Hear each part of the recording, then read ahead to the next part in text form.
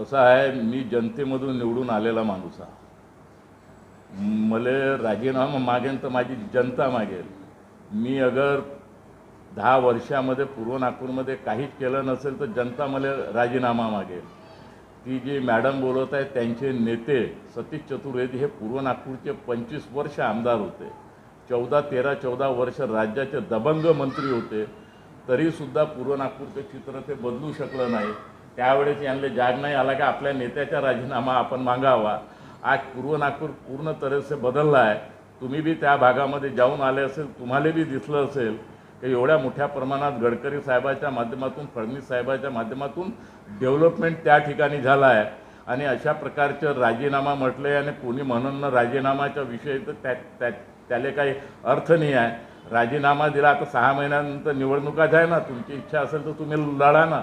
जनता निर्णय ठरवेल ना की जनतेचे जो जनप्रतिनिधी राहते जनताच्याच भरोशा निवडून येते.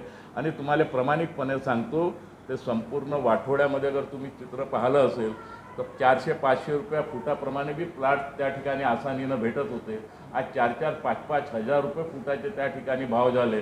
हे काही माझा चेहरा पाहून भाव नाही झाले, तर आपण काही करून दाखवलं म्हणूनच त्या ठिकाणी भाव झाले.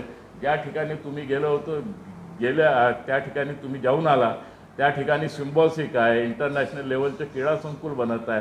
त्याच्यासमोर 1 एकर जागा पोलीस स्टेशनला दिली आहे. मुंबईची इंटरनॅशनल शाळा त्याच्यासमोर येत आहे. इतकं डेव्हलपमेंट मोठ्या प्रमाणात झालं आहे. आणि म्हणून यांच्या पोटामध्ये काहीतरी दुखत आहे आणि म्हणून हे अशा प्रकारचे उटपटांग धंदे करत आहे. थँक्यू.